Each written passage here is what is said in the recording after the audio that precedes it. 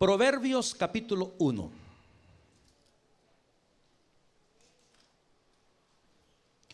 Proverbios capítulo 1 y versículo 7. El tema de esta tarde, el temor de Dios. Proverbios capítulo 1, versículo 7. Voy a dejar que la Biblia nos hable más de lo que voy a hablar yo. ¿Ok? ¿Qué es lo que las Sagradas Escrituras nos enseñan al respecto? Proverbios 1:7, leamos todos, iglesia, por favor. Dice así: el principio de la sabiduría es el temor de Jehová. Los insensatos desprecian la sabiduría y la enseñanza.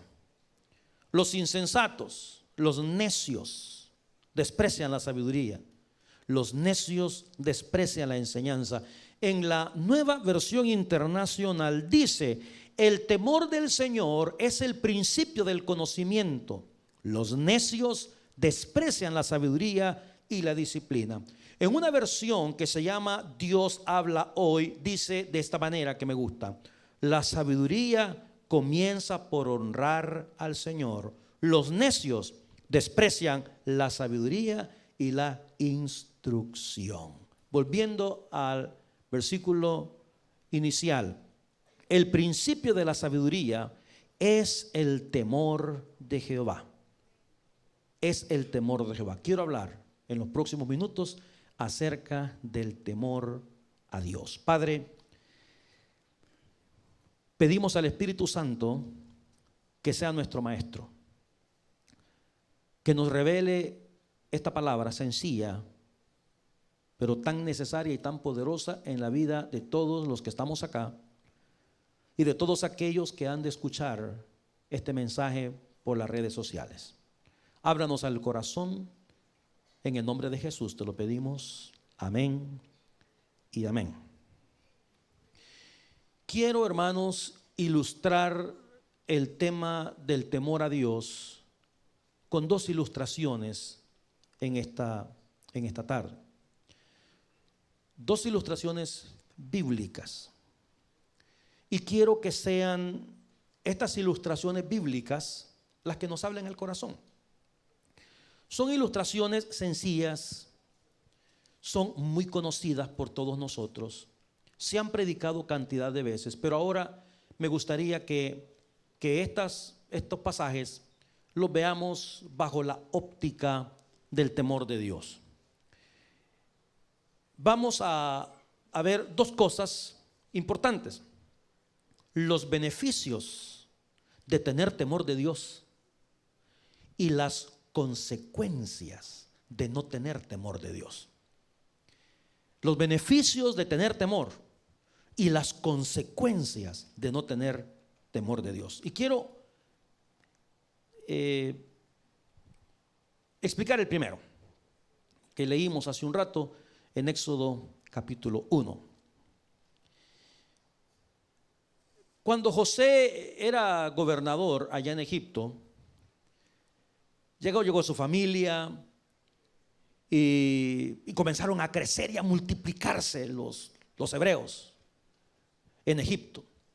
Y se comenzaron a multiplicar de tal manera, fue tan grande esa multiplicación, que los egipcios comenzaron a tener un poco de temor de los hebreos y dijeron: mira, esta gente se está multiplicando demasiado. Va a haber un día que van a ser más los hebreos que lo que somos nosotros, y en lugar de que sean ellos los que sean nuestros esclavos, vamos a terminar siendo nosotros los esclavos de ellos. Y los pusieron a trabajar, hermanos, y hacer cosas terribles. En el versículo 12 dice: pero cuanto más, mire usted, cuanto más los oprimían, ¿qué pasaba? Tanto más se multiplicaban los hebreos y crecían, de manera que los egipcios tenían temor a los hijos de Israel. Y dice en el versículo siguiente: y los egipcios hicieron servir a los hijos de Israel, mire usted, con dureza. En el versículo siguiente dice que los amargaban. Mire, hermano, y amargaron su vida con dura servidumbre. Lo pusieron a hacer barro, a hacer ladrillo, en toda labor del campo y en todo su servicio, al cual los obligaban con rigor. Lo pusieron a trabajar fuertemente.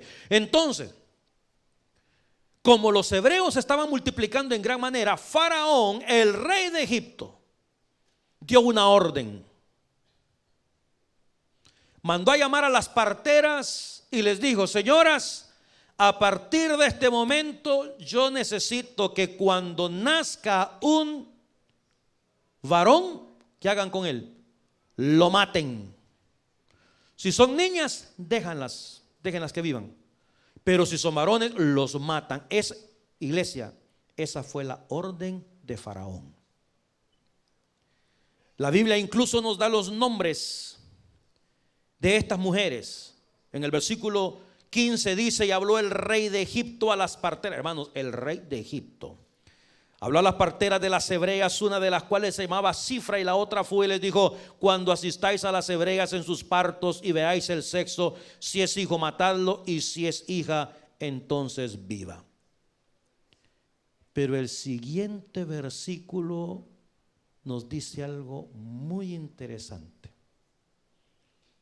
Resulta que las parteras tenían temor de Dios. Y como tenían temor de Dios, la pregunta es: ¿qué hacemos? ¿O le hacemos caso a Faraón o le hacemos caso a Dios? ¿O tenemos temor de Faraón o tenemos temor de Dios? ¿Qué hacemos? Y dice el versículo: pero las parteras temieron a Dios y no hicieron como les mandó el rey de Egipto, sino que preservaron la vida de los niños. ¿Usted qué hubiera hecho? La orden viene del rey, la orden viene de arriba. El rey las puede mandar a matar en el instante por haber desobedecido a esa orden real en Egipto. Pero había un problema que Faraón no sabía. Las parteras tenían temor de Dios. Y yo puedo imaginarme, la Biblia no lo enseña, pero puedo imaginarme a estas dos mujeres hablar, Cifra y Fúa, y decir: ¿qué hacemos? No podemos hacer lo que Faraón nos ha ordenado. Nosotros tenemos temor de Dios. Si hacemos lo que Faraón dice, estamos en contra de la ley divina. Y decidieron ignorar la ley del Faraón porque tenían temor de Dios. Y no hicieron como les mandó el rey de Egipto, sino que preservaron la vida a los niños. El problema es que se dio cuenta Faraón lo que había pasado. Y cuando Faraón se dio cuenta, las mandó a llamar. Hermanos, ¿qué hubiera pasado por la mente de estas dos mujeres cuando Faraón las mandó a llamar, sabiendo que los niños seguían naciendo en Egipto? Estas mujeres han de haber ido camino al Faraón pensando que los iba a matar, que las iba a meter presas o que iba a hacer cualquier cosa con ellas. Sin embargo, vinieron, se presentaron delante de Faraón. Y la pregunta que les hizo Faraón fue: ¿por qué habéis hecho esto, que habéis preservado la vida a los niños? Y las parteras respondieron a Faraón: porque las mujeres hebreas no son como las egipcias, pues son robustas y dan, bonito eso, robusta, no sé si son gorditas, y dan a luz antes que la partera venga a ellas. Ahora, hermanos, esta es la primera parte del mensaje: los beneficios del temor de Dios. Las parteras tuvieron que decidir en un momento si tenían temor de Dios o tenían temor de Faraón. Las parteras tenían que decidir en ese instante qué hacer. Ellas decidieron tener temor de Dios. Y aquí vienen los beneficios del temor de Dios. El versículo 20 dice: y Dios hizo ¿qué? Bien a las parteras. Dios bendijo a las parteras. Mire, los beneficios que recibieron estas mujeres que prefirieron tener temor de Dios más que de Faraón. Primera cosa, Dios las libró de la mano de Faraón, ¿sí o no? Porque Faraón las pudo haber matado. Faraón pudo haber dicho: aniquílenme a estas mujeres porque desobedecieron mi orden. Pero mis amados hermanos, es mayor el que esté en nosotros que el que esté en el mundo. No hay nada en este mundo que pueda pasar a un hijo del Señor si no es porque Dios lo permite. Ni Satanás, ni ningún incircunciso, ni ninguna otra persona puede ocasionarle algo a un creyente si Dios no lo permite. Debemos de entender eso. La fuerza de Dios es superior a la fuerza de cualquier persona, a la fuerza de cualquier mal espíritu, a la fuerza de cualquier mal. Primer beneficio de tener temor de Dios: Dios libró a estas mujeres de la mano de Faraón. En el versículo 20 dice que Dios hizo bien a las parteras, quiere decir que las bendijo por haber tenido temor de Dios. Y en el versículo 21, mire usted eso que dice, hermano, a mí me encanta. Y por haber las parteras temido a Dios, ¿qué hizo Dios con ellas? Las prosperó. ¿No es cierto que ese es el deseo de toda persona, tener la bendición de Dios y tener la prosperidad del cielo, sí o no? Esas son las bendiciones del temor de Dios. Todos los días nos enfrentamos a situaciones donde se demuestra si verdaderamente tenemos temor de Dios o no tenemos temor de Dios. Y aquí tenemos la primera parte: las bendiciones de tener temor. Cada vez que se le presente a usted una situación donde usted tiene que demostrar que tiene temor de Dios, cuando usted hace las cosas pensando en el Señor, cuando usted dice esto no lo hago porque yo tengo temor de Dios, la Biblia enseña que Dios te va a librar de los males, la Biblia enseña que Dios te va a bendecir y la Biblia enseña que Dios te va a prosperar. ¿Está conmigo? Ahora quiero que veamos el ejemplo contrario. Ahora quiero que veamos las consecuencias de no tener temor de Dios. Y esa consecuencia de no tener temor de Dios, la encontramos en un pasaje con una historia que usted la ha escuchado 1000 veces. Es la historia del rey David y de Betsabé. Pero quiero que lo vayamos viendo despacito y veamos qué fue lo que pasó para ser justos con el texto de la palabra. Segundo de Samuel, capítulo 11. Segundo libro de Samuel, capítulo 11. Fíjate, ya vimos las bendiciones, los beneficios de tener temor de Dios.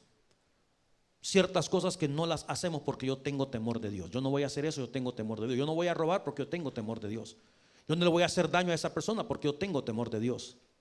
Yo no voy a hablar mal de esa persona porque yo tengo temor de Dios.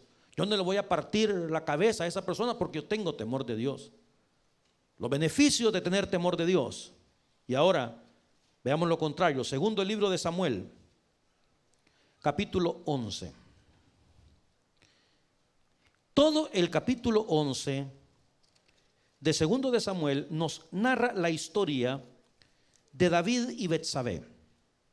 Y en todo el capítulo nos muestra cómo David no tuvo temor de Dios. Ahora, quiero que veamos esto. Versículo 2, dice la palabra: y sucedió un día al caer la tarde, que se levantó David de su lecho y se paseaba sobre el terrado de la casa real, y vio desde el terrado a una mujer que se estaba bañando, la cual era muy hermosa. Ahora fíjate, este fue un día cualquiera, como hoy, como mañana, como el día de ayer. David vio a la mujer hermosa. Y hermanos, hay una gran cantidad de mujeres hermosas en nuestro mundo. Pero una cosa es ver a una mujer hermosa y otra cosa es codiciar a esa mujer hermosa. Usted ve a la persona una vez y depende también de los ojos con los que usted ve a esa persona. Usted puede apreciar la hermosura en una mujer y decir: ah, qué mujer más hermosa, y se acabó. Pero usted puede ver a alguien y esa vista puede ocasionar, puede trigger, ¿verdad? Disparar el deseo de la codicia en la vida de una persona. Y si usted pone atención despacito en estos versículos, nos damos cuenta que fue un día cualquiera. David vio a la mujer, la vio que era hermosa y la vio con codicia. Pero ahora yo quiero explicarle algo. Las preguntas que yo me voy haciendo a medida que voy metiéndome dentro del pasaje. Entonces yo digo: Señor, ¿qué pasó entonces? ¿Quiere decir que David era un hombre que no tenía temor de ti? Y fíjate que la respuesta es que sí, David tenía temor de Dios. Y se lo voy a demostrar. Estamos en el capítulo 11. Si usted se va conmigo al capítulo 6, regrese un poquito, por favor, al capítulo 6. Segundo de Samuel, capítulo 6. En el versículo 9. Mire cómo comienza el versículo. ¿Qué dice? Y temiendo David a Jehová aquel día. ¿Qué significa eso? Entonces, bueno, ¿tenía temor de Dios o no tenía temor de Dios? Es la pregunta. Pero nos damos cuenta que sí, que David tenía temor de Dios. Pastor, ¿y entonces qué es lo que pasa? Lo que pasa es que el temor de Dios no es algo que se demuestra una sola vez en la vida. El temor a Dios es algo que se demuestra todos los días, a todas las horas, en cada momento, en cada hora. Es probable que usted haya tenido temor de Dios la semana pasada, pero es probable que usted pierda el temor de Dios en esta semana. Es probable que usted haya sido fiel al Señor por una vida completa. Que usted diga, por los 10 años pasados que yo he estado en el ministerio, que yo he estado en el evangelio, yo he sido fiel al Señor. Sí, pero la tentación de Satanás, el diablo, llega a cada momento. Fíjate que en Salmo capítulo 5 versículo 7, el mismo David dice esto: mas yo por la abundancia de tu misericordia entraré en tu casa, adoraré hacia tu santo templo en tu temor. Este pasaje lo que nos habla es del cuidado que debemos tener todos los días, que los ojos de Dios están sobre la vida nuestra todos los días, no solamente en un episodio de nuestra vida. Y en este pasaje de la escritura que estamos leyendo dice: y sucedió un día al caer la tarde, un día como cualquiera. En el versículo 3 de 2 de Samuel 11, fíjate, David vio, hasta ahí está bien, porque como me dijo un hermano un día, ¿verdad? El hecho que esté a dieta no quiere decir que no pueda ver el menú, me dijo un hermano, ¿verdad? Usted mira, se acabó. Pero si después de ver ya usted codicia, porque usted se ha dado cuenta que hay personas que tienen ojos que con su mirada desnudan a las personas. La mujer se puede sentir hasta incómoda de saber que ese hermanito, porque a veces son hermanitos, la mira de pie a cabeza y juela, ¿verdad? Ahí ya usted está activando la codicia que lo puede llevar a una situación más difícil. David la vio, bueno, pero mire usted lo que pasó en el versículo 3. Mandó a llamar a las personas que trabajaban con él y mandó a preguntar por la mujer. Eso ya es bastante. Eso ya es. Envió David a preguntar por aquella mujer. Le dijeron: esa mujer que usted está viendo, señor rey, esa es la hija de Eliam, es la mujer de Urías el hitita o el eteo. Fíjate, la segunda, ahí tenemos ya la segunda fase. Primero vio, ahora manda a preguntar quién es. Y hasta ahí no ha pasado mayor cosa, ¿verdad? Ya pecó en su mente, ya pecó en su corazón. Pero en el versículo 4 ya dijo: vayan a traérmela. Versículo 4, envió David mensajeros y la tomó y vino a él, se acostó con ella. Ella se purificó de su inmundicia y se volvió a su casa. Quiero que le ponga atención. Quiero que le ponga atención a este versículo, porque, hermanos, mira, fíjate, la cuestión es esta. En el original, lo que quiere decir este versículo es esto: que a la mujer le acababa de pasar su menstruación y por eso la mujer se encontraba en ese momento fértil. Estaba también, ¿verdad?, con deseo de que la atendieran a la señora, atendieran. Le voy a mostrar ese versículo en la Nueva Versión Internacional. Mire despacio. Entonces David ordenó que la llevaran a su presencia, y cuando Betsabé llegó, él se acostó con ella. Después de eso, ella volvió a su casa. Y mire, hacía poco que Betsabé se había purificado de su menstruación, dice el versículo 4. Bueno, en el 5 dice: y concibió a la mujer y envió a hacerlo saber a David, diciendo: estoy encinta. Pero en el versículo 5, muéstreme si se puede el 4 y el 5, brother, sin tardar mucho, por favor, de la Nueva Versión, exactamente. Mire, para que lleve la secuencia. Entonces David ordenó que la llevaran a su presencia, y cuando Betsabé llegó, él se acostó con ella. Después de eso, ella volvió a su casa. Hacía poco que Betsabé se había purificado de su menstruación. Versículo siguiente: así que quedó embarazada. Estaba su periodo fértil la mujer y quedó embarazada. Pero hasta ahí, bueno, ya David, le aseguro que toda la santa noche ya él se quedó pensando: cómo resolver la situación. Vamos a ver qué pasa. Versículo 6. Entonces David le envió este mensaje a Joab: mándame aquí a Urías elitita. Volvamos a la 60. Y Joab así lo hizo. Entonces, mire, acuérdese de esto: pecado produce pecado. Un pecado produce otro pecado. Y más pecado produce más pecado. Y más pecado produce más pecado. David se acostó y dijo: Betsabé está embarazada. ¿Qué hago?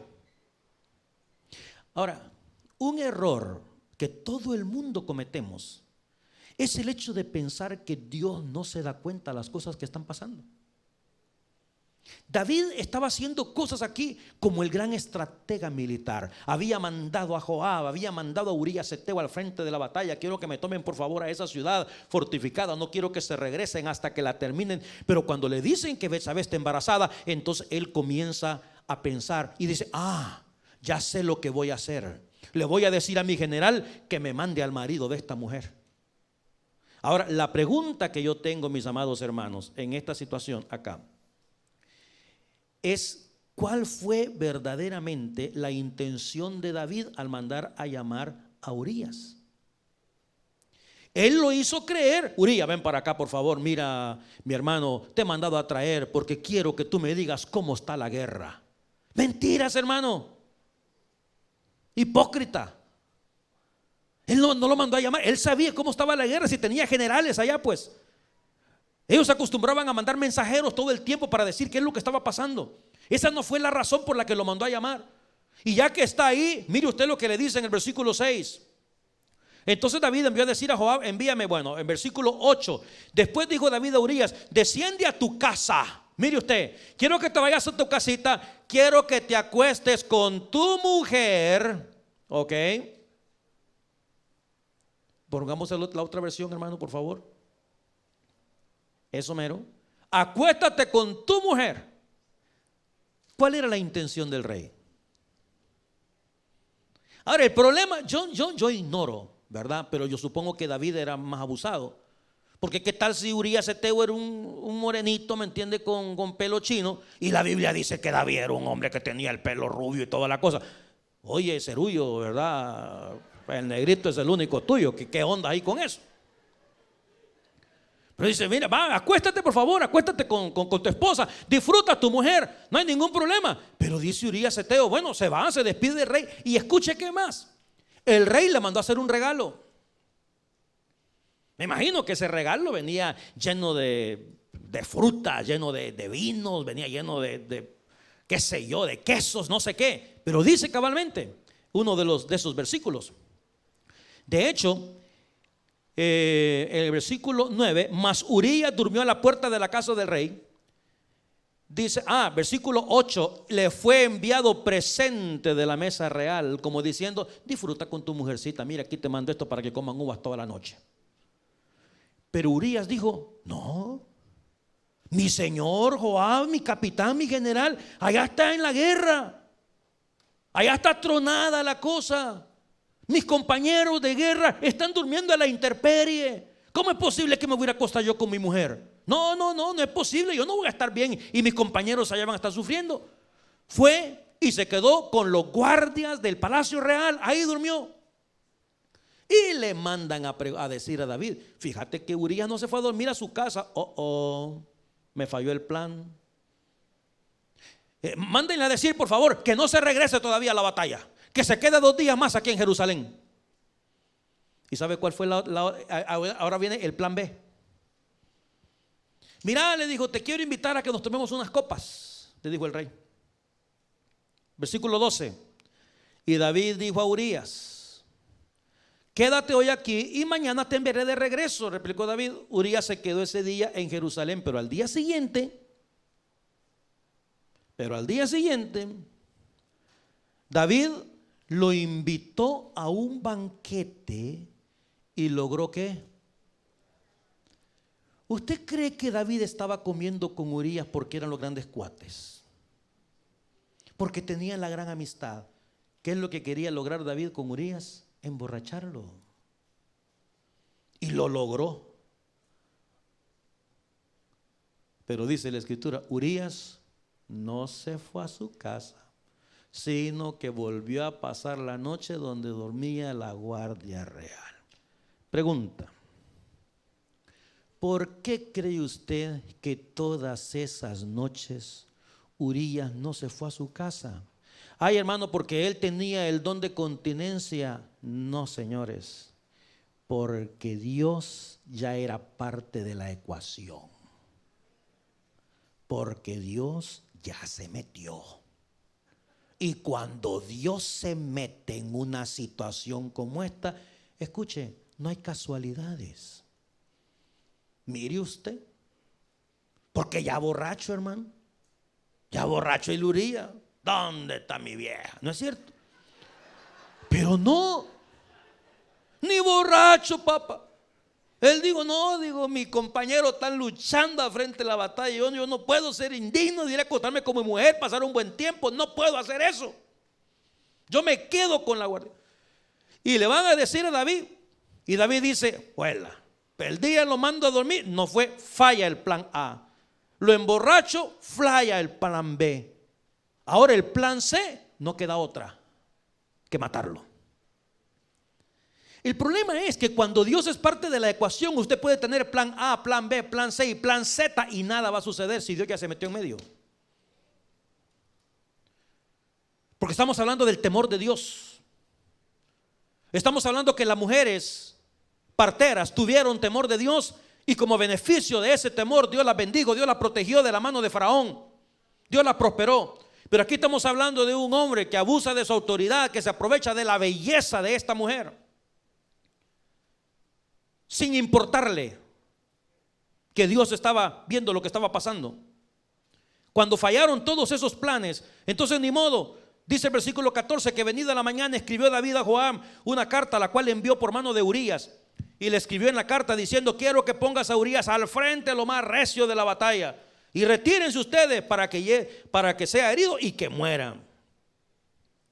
Al final del día David pensó que su plan había resultado. Versículo 26. Dice la palabra en la versión 60. Oyendo la mujer de Urías que su marido era muerto, hizo duelo por su marido, obviamente. Y pasado el luto, ahora sí, ¿verdad? Ahora sí. Dijo David, vayan a traer a la señora, vayan a traer a la viuda, dijo. Pobre señora, ¿qué va a hacer ahora? Sin marido, tan guapa que es. Tráiganmela. Aquí, denle un cuartito, por favor, en el palacio. Pero hermanos, esas últimas palabras del versículo 27, esas últimas palabras, mas esto que David había hecho fue desagradable ante los ojos de Jehová. Dios tiene manera de hablarnos. Nos habla por su palabra. Nos habla por los pastores. Nos habla por personas cercanas que nos dicen, mira, me he dado cuenta de esto últimamente y a mí se me hace que eso no está bien. Pero cuando nosotros neciamente, porque recuérdate que el principio de la sabiduría es el temor de Jehová, pero el necio menosprecia la sabiduría, el necio menosprecia la instrucción, el necio no quiere saber de nadie que le venga a hablar de disciplina, no quiere saber de nadie que le venga a decir cómo tienen que ser las cosas, por eso es necio. Hasta que Dios no le toca otra que mandarle a un profeta. Y le manda al profeta Natán. Bueno, llega el profeta Natán donde David y le dice, David, tengo un cuento que contarte. Fíjate que resulta que había un hombre rico que tenía muchas vacas, muchos cabritos, muchos corderitos. Y había otro vecino que apenas tenía una corderita, dice el versículo, una sola corderita. Y me encanta porque dice, la había comprado, la había criado, había crecido con él y con sus hijos juntamente. Mire usted, donde dice comiendo de su bocado y bebiendo, quiere decir que la corderita comía del plato del hombre este. que del vaso que se tomaba la leche ahí le daban a la corderita también, hermano. Incluso dice que dormía con ella, porque era la única corderita que tenía. Y la quería, mire usted, pobre muchacho, como una hija. Hasta ganas de comprar una corderita me dieron a mí cuando estaba leyendo esta cosa. Debe haber sido chévere. Pero cuando pensé en las cosas que pueden hacer en el jardín, dije, mejor no. Pero resulta que este hombre rico, que tenía muchas vacas y tenía muchos corderos y muchas cabras, un día recibió una visita. Y este hombre rico, en lugar de matar a uno de sus corderitos, ¿sabes qué fue lo que hizo David? Mató la única corderita que tenía su vecino. Y dice la Biblia que David se enfureció, hermanos, y dijo: ese hombre debe pagar 4 veces lo que has hecho, lo que ha hecho. Y el profeta Natán le dijo: you are that man. Ese hombre eres tú. Hay muchas cosas que el pasaje no lo dice.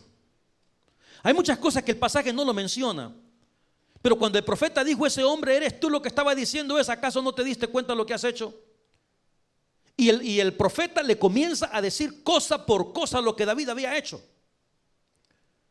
Tú eres aquel hombre, de tal manera que Dios te manda a decir: te ungí por rey sobre Israel, te libré de la mano de Saúl, te di su trono, incluso te di la casa de tu Señor, te dimos las mujeres que tenía Saúl en tu seno, además te di la casa de Israel, la casa de Judá. Y como si fuera poco, mire usted, aquí está hablando de la bendición que pierde por no haber tenido temor. Hablamos de las bendiciones que Dios te da por tener temor. Ahora dice: y eso no era todo lo que Dios te iba a dar. Dios tenía muchas cosas más para ti, David. Por eso dice el versículo, ¿ve? Te habría añadido mucho más. Dios te iba a bendecir de una manera incalculable si hubieras tenido temor de Dios, pero no lo tuviste. Por eso dice en el versículo siguiente: ¿por qué pues tuviste en poco la palabra de Jehová, haciendo una vez más lo malo delante de sus ojos? Y le comienza a decir: a Urías Eteo heriste a espada. Y sigue narrando todas las cosas que le pasaron.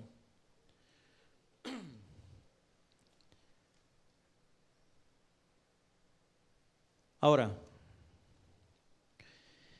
¿cuáles son las consecuencias de no tener temor de Dios?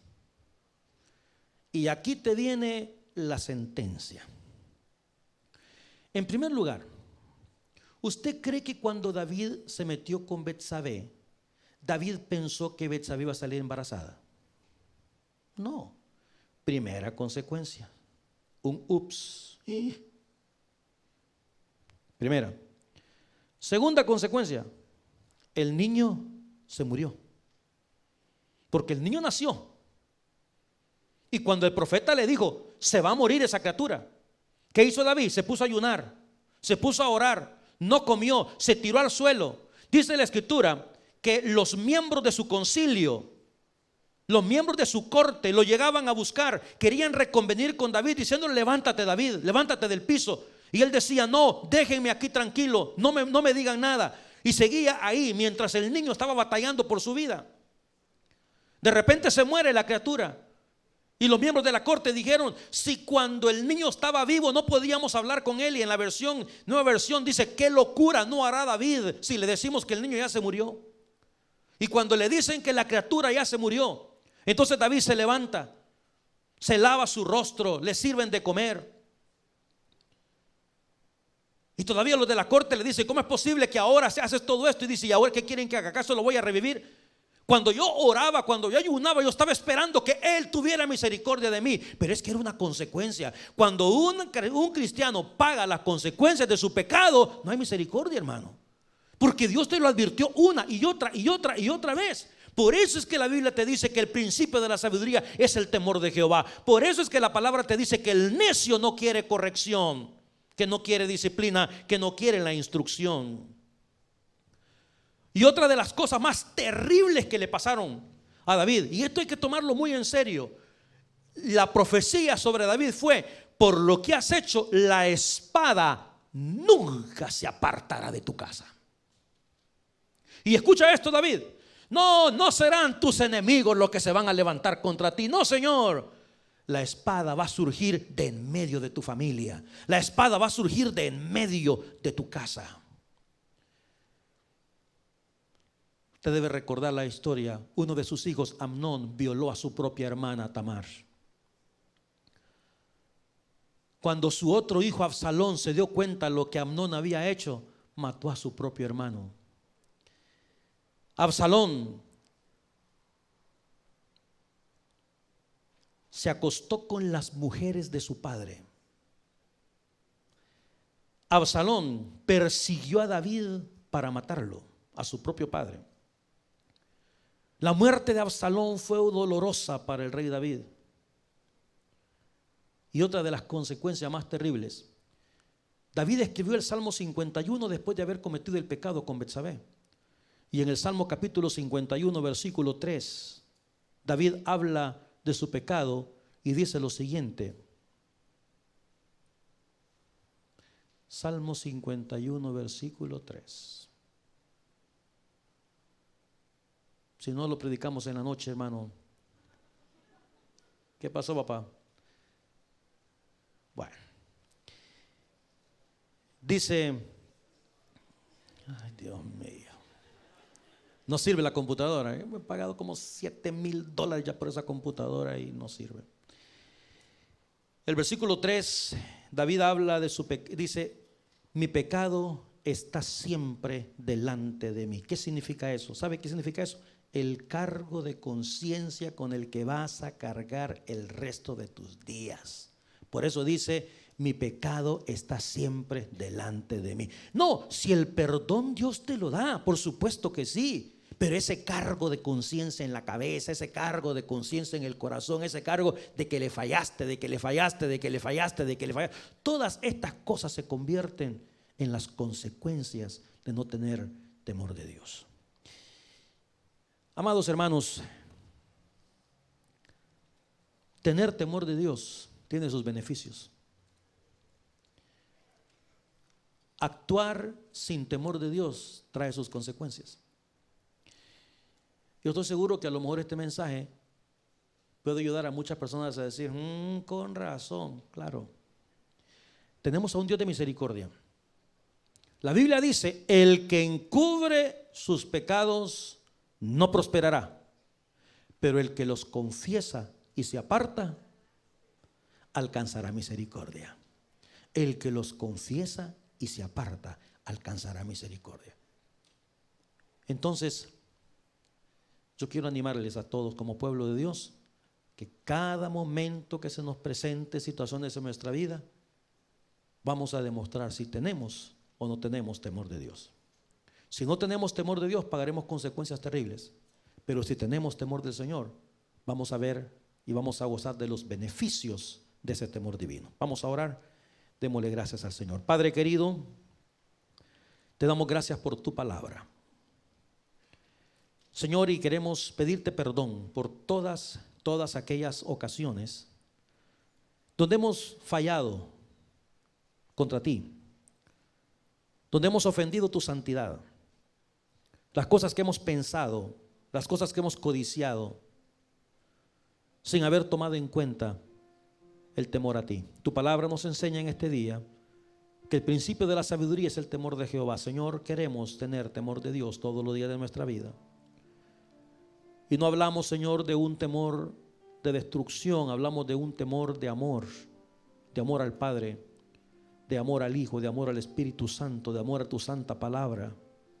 Ese temor de ofenderte, Señor, ese temor de hacer cosas que dañen tu corazón. Guárdanos del mal, guárdanos del peligro. Que tu voluntad sea hecha, Señor, aquí en la tierra como es hecha en el cielo. Que podamos someternos cada momento al Santo Espíritu, Señor, de tal manera que podamos caminar piadosamente como tu santa palabra nos manda. Ayúdanos, Señor, mientras todos oramos en esta tarde. Si usted nunca antes ha recibido a Cristo en el corazón, pero quisiera hacerlo en este momento, queremos orar por usted.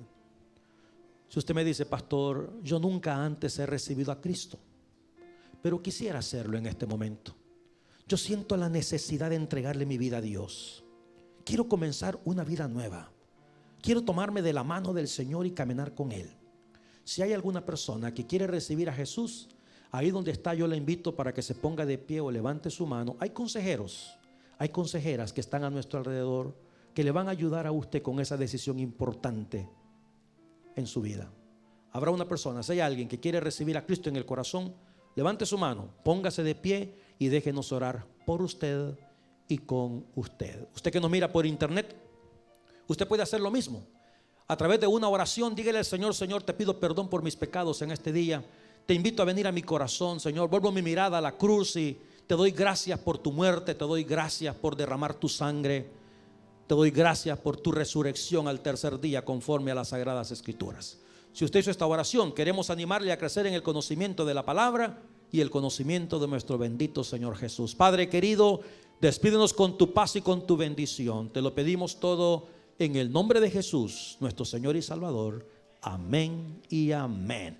Que la paz de Cristo le acompañe, mi hermano y mi hermana. Nos miramos hoy a las 6 de la tarde. Aquí estaremos, Santa Cena, tremendo servicio esta noche. Aquí les esperamos. Bendiciones.